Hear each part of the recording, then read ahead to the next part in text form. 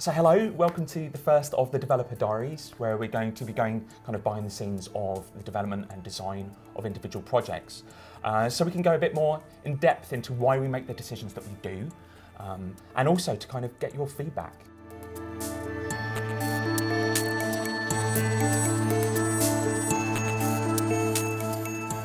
The intention of particularly this first one, which is on mining smithing, so we've got Mod Jack, we're going to be chatting about. Hello. We're going to be chatting about mining and smithing, so this is the second time we've approached the design of mining and smithing. And we want to do this kind of more transparently and over a period of time, so that each of these diaries we can reveal, or we can talk about a certain topic, and then over the 2 weeks, get your feedback, get your input, add that into the design, and then come up next time round with a new set of questions. And then we're slowly building up that design. I think that's the idea, is to have kind of discussion. Yeah. And that way, when we get to the end, we've got a design everyone's happy with already, rather than something which we just present. Yeah, and gets rejected. I think it felt like that with the previous design. It felt like we were just dictating what we wanted to do. Even though we had got a lot of survey results and talked to a lot of people, it felt like we were just throwing something out there. It felt like it came as a surprise to people. Yeah. And it wasn't supposed to be. So we're trying to be a bit more explicit about that. Yeah, created by everyone. So it's very much going to have that feel of, you know, at the start of the next Dev Diary, we'll talk about the things that we decided from the previous one. Yes. So it really kind of feel like a growing design. Yeah. This first one, the intention is to kind of start off by revealing the aims of the actual mining smithing rework as a whole. Also talk about the future Dev Diaries and what they're going to contain. But also right at the end, we're going to be covering one topic, which is what it means to get to level 99. Yeah. And what you unlock, what it means to get there, what happens when you reach max. Why would I want smithing? Yes. Why would I want to bother with this skill? So while that may seem obvious to a lot of you, it's actually quite an intricate question, so we'll go into that in a bit more detail. So first of all, let's talk about the objectives of mining and smithing. So the absolute core objective of this project in reworking mining and smithing is to make sure that the skills have a purpose. Here is why you would want to have mining and smithing. Here's what their role in the game is. This is what they're for. And then secondary to that is a very clear aim that I think everyone is perfectly happy with, which is just to rearrange the tiers so that they make sense at the moment. It's that kind of fixing element, that feeling like it is broken as it stands. Yeah, Runite is up in the 90s. Yeah. It doesn't make any sense. It's not gear that's valuable or useful anymore. It's absolutely bizarre that the reward for high-level smithing is the ability to make irrelevant gear. And that was always in the original mining and smithing rework that we pitched. I don't think anybody was really kind of critical of that. Nothing goes over question that, and a lot of people have gone, well, this is obviously you should fix this. Secondary to that, it's important to me that the skill be fun and satisfying to level. I think that's a really important priority, and I know a lot of players agree with us that getting people involved in RuneScape and getting people enjoying RuneScape is an important priority. But obviously that's a degree of it. Like fun, we're not talking about mini game necessarily. Oh no, not at all. No. Satisfying, make sure there's something to get when you level up, that sort of thing. But I should mention that is a lower priority issue, partly because so many people are already high level mining and smithing. It's a lower priority for the rework to do that.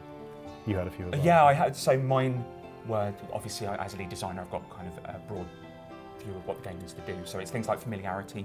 I think there's a lot of people who are coming back to the game after a period of time. And there is a sense of, while obviously we want to kind of change a number of things to make them work, fixed and be enjoyable, I still don't want to diverge too much from what we have. Yeah.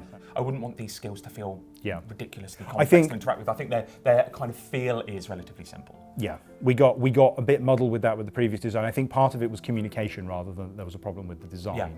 That it sounded complicated, but ultimately what we want is you log into the game, I want to go do some mining, so I get my mining pick and I go and hit some rocks and I get some ore. Yes. And ultimately it's still going to work like that. And there may be subtle underlying mechanics that make that more satisfying or interesting or balanced or profitable, but ultimately you're going to be getting your mining pick and hitting rocks, and that's not going to change. So I mean, those are quite broad, but those are the vision. We're not going to try to diverge from that at any point. Yeah. So those are the things we bring into the aims. I'm sure I'd be interested to kind of know yours as well. But so the individual topics for future Dev Diaries, we'll skirt over them quickly. Yeah. So starting off with tiering. So we're not necessarily going to do a Dev Diary on every one of these topics, but these are the areas of the design we need to look at. Kind of where mining smithing breaks down to. If it turns out to not be controversial and the design everyone's happy with, then we don't need to do a full Dev Diary on it, but we'll see how it goes. Okay. So tiering, as I mentioned, we're going to be lowering the requirements of the tiers and adding in new tiers. That's the most crucial bit. That's the non-controversial bit. It gets complicated when you start looking at the relationship between smithing as a source of gear and combat as a source of gear. So if we're adding, the assumption is, and I think everyone's pretty happy on this, we're going to be adding in a 60 tier, a 70 tier, an 80 tier, and a 90 tier. And as soon as we get to the 90 tier, it gets complicated because is 90 smithing gear better than 90 drops? If it is, it makes combat worthless. If it isn't, it makes smithing worthless. So that's a core problem that we're going to have to resolve. I mean, there's even issues with is 90 smithable gear better than 80 artifact or combat drops? Absolutely, combat drops. Yes. If do we want to try and preserve the value of level 80 combat because drops? they still have some relevance right now. Yeah, exactly. So that is a discussion that's going to obviously for the dev diary. Yeah. And that's where we can't just say it's going to be like this because there's a lot of disagreement, and that issue in particular of combat, relative profitability, relative value was incredibly divisive. Yeah. It wasn't like we pitched a design that the community disagreed with. It was that we pitched a design that about 50% of the community thought was great and about 50% of the community thought was awkward, was awful, which is the worst situation for us. Because if everyone hates it, we can just say, oh, well, we won't do that then, we'll do the opposite. Brilliant. But in this case, there's a real conflict there we're going to have to And it's whether or not resolve. there is a solution that actually makes everybody happy, or whether or not we just have to make a hard decision as jagex, but this is for the benefit of the game. Yeah, absolutely. So then it's tools. Tools. Which isn't core to the design, but no, obviously came up a lot. A lot of people were talking pickaxes. Pickaxes dual came pickaxes. up surprisingly controversial, dual-wielding pickaxes. Because obviously people have put in a lot of effort to get their crystal dragon. And we want, I mean, that I should have mentioned that as a priority, I guess, that protecting people's existing investment is important. Yes. That doesn't mean protecting the value of all existing content. If you didn't work hard to unlock it, it's less important to me to protect it. Yeah. But if you worked really hard for your crystal pickaxe or your coal bag or whatever, then I feel like that needs to be protected as a priority. And we're not going to just make stuff redundant or say, sucks to be you, you shouldn't have invested that time in the first place. It's important for us to protect that. The purpose of the rework is to make it more rewarding, not less rewarding.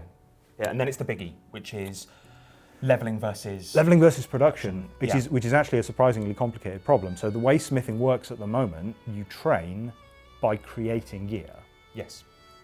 Well, unless you're doing Arsenal's Workshop, but you train by creating gear, and what that means is that gear is worthless. Yes, we have a surfeit of them. The ore is valuable because it has smithing XP in it, and then I take the smithing XP out of it and make gear out of it, which isn't... Now, there is actually a bug at the moment, which is that Rune 2 handers have an alch value which is too high, which means that smith is actually profitable. So right now, smithing you can make money from, but that's a bug. That's not supposed to work that way, and it's kind of a fluke. So we're going to need to address that problem of how you level the skill. Do you produce items? Do you not produce items? Yeah, I mean, there's always the option as well. I know we were talking about it, the option of giving choice, like divination does. Yeah. That idea of, do I want to... Divination was designed with that in mind. Yeah, that emphasis on leveling, therefore less product. Yeah. Or do I want to emphasize product? So that might be an avenue that it could go. Absolutely, yeah. Another option we're considering is that the skill costs money to invest in 2 level. Yeah. So you lose money by leveling smithing, but once you get to the top, it becomes profitable. That's another option we have. Yeah. It doesn't have to be profitable all the way through in the sense that mining is always profitable because you're always producing ore unless you choose to just drop So is that a separate topic, profit? I think so, Is smithing profitable is an awkward question. Because obviously mining will be profitable, but smithing is bad. Mining at the moment isn't really profitable because it just pales in comparison to combat. So that's a problem that we need to look at. And Timbo talked at RuneFest and said, we are committed to making smithing profitable. Sorry, skills profitable. And mining and smithing is the first step on that. Yeah, I think that's one of the, it's not a core aim, but it's certainly something that we both want to do, which is the idea of, I know a number of people, possibly justified, felt that that we had pitched bringing down profitability of PVM to be in line with skilling, and the uproar that caused was the reason that we pulled the original mining smithing rework. That's not actually genuinely how it happened, but I can understand how that was seen. I think that more of the framework that we're looking to do is pulling up non-combat training and profitability of that, so it is on a par, or somewhere akin to a par, because obviously there is an element of risk. The best source of ore in the game ought to be the mining skill, and it's strange that it's not. Yeah. So regardless of whether or not mining is profitable, if I want ore, my first thought should be, well, I'll go mine for it, not I'll go do QBD. Yeah. I mean, we could do something as easy as replacing all of the resources gained from PVM with cash. With cash, Just cash drops. We've talked about the impact of that. Protean kind of elements. So that's something we're going to be talking about a bit in the future. I'd be interested to know your thoughts on that too. It's a complicated issue that needs a lot of thought, and because the impact on the wide impact on the economy is huge. Yeah. So it's not something where we can just just have a go and see what happens. Yeah, We need to be pretty confident. We've got the data. We look behind the scenes at the game as well. It's surprisingly few people take that ore bars from a PVM encounter, and then immediately go skill with it. Yes. So it is that pattern of take material, put it on GE. Then after that we have existing contents. There's a huge point of contention in the previous design. Again, it is from a kind of design perspective. It is an addendum. It's not part of the core design, but so many people were focused, and again, rightly so, because this is how they train on the initial pitch being unfinished. Yeah. But we weren't looking at Artisan's Workshop. We weren't looking at your blast furnaces, lava flow mines, things like that. So I don't think this topic will suit a video very well, simply because there are so many. I've got a list of like 50 pieces of content. Yeah. And then go onto Reddit or forums. Yeah, mostly we'll be trying to approach that in text, I think, putting up documents for people to look at and proposing what we're going to do with all this content. So I've got a list. I've looked at several other player lists and compiled them with my lists. Yeah. Every piece of content that is touched or touches mining and smithing, how it's going to work in the new system. My initial list is about intention rather than about the exact design. So it's not the coal bag is going to do this. It's the coal bag is definitely going to be useful. We will prioritise making sure the coal bag is useful, but we won't tell you at this point exactly what it's going to do, because that depends on the rest of the design. Yeah, but it's important to note that finishing the update is something we're looking to do, like getting the mining smithing finished. Absolutely, yeah. Where previously it had that kind of batched, triage over a number of weeks feel. And DIY. So this is a sort of design priority issue. Yes, I think we all feel very strongly that the skills are better and nicer if they work well together. Yeah. If they work well from a DIY perspective. Yeah. So that's which also includes. So without using the GE, not in a formal sense of like I'm never touching the GE, which is how Iron Man work, but more. I prefer to gather things myself and do things myself. It's a play style that a lot of players engage in. It's my preferred play style. That isn't such a priority that we would sacrifice the project for it, but it's always something we're keeping in mind in the design is we want it to work that way. And that's good news for Iron Man, who can't play any other way. So that's an element we're bringing in. Mastery. So one of the problems that we have with mining and smithing rework, from my perspective as a lead designer, is we want to keep people playing. We want to have something that players can progress through. There is a concern that while people really wanted mining and smithing, that if we brought it out, everybody go, thanks for that. And then go back because they've got 99s. There are a number of people with comp, with trim comp and max, maybe even 120, who just don't need to participate in this. And that's obviously, there's the question of whether or not we deliver additional content, whether or not we do some more do mastery content. And we're of the opinion that yes, we should, as well for the benefit of the long term of the game. So a mastery is it's sort of an alternative. It's like, what do I do? What do I actually spend time doing? I've got say 99 smithing. Yeah. Why would I bother to engage with this content? Which opens up the question. And a mastery is something like get much better at making a particular kind of gear, or now that you finish leveling to 99, get more benefits by continuing to earn XP. This would all be optional, I think. We're thinking this is not like a... Yes. This is not some sort of... This is not like us doing 120 smithing. It's not that sort of thing. It's not prestige. It's nothing like that. It's, as you were saying, kind of like it's almost like horizontal leveling. Yeah. I like dragon so much. I just want to learn to smith dragon. Or probably not dragon. Super that dragon, probably doesn't lights work. on it. Maybe we don't have the art budget for that, but essentially getting better at doing it. Yes.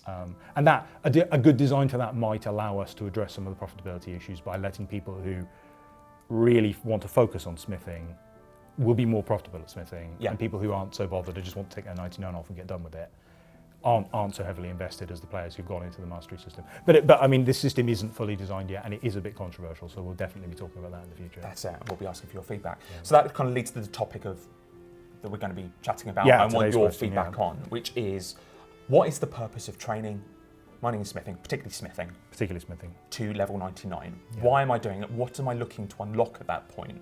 And that's where we are. So we have a number of options. Yeah. So if you look at herb lore is not a particularly useful skill, except overloads, which are fantastically important to the point they're considered mandatory for combat, for high-level combat. And that makes herb lore a very in-demand skill. People will pay money for herb lore. Yes. People consider it worthwhile. Smithing has nothing like that. So the question is, do we want to add effectively an untradeable personal benefit to the smithing This skill? killer app at the top. Yeah, exactly. Most likely, because of the way our game works at the moment, that killer app generally is in combat. Yeah, it realistically will have to be combat, because otherwise people will do the maths and they'll work out that it's not worth it because they could make more money a different way. Yeah. Ultimately, it's always going to be either XP, money, or combat. Yeah. Because we don't have any other levers to pull at the moment. Yeah. And so we have that overload model. Yeah. The other model is that having a high level in smithing is useful for creating gear that can be traded. That's actually much more complicated for us to implement because it's partly dependent on player economy.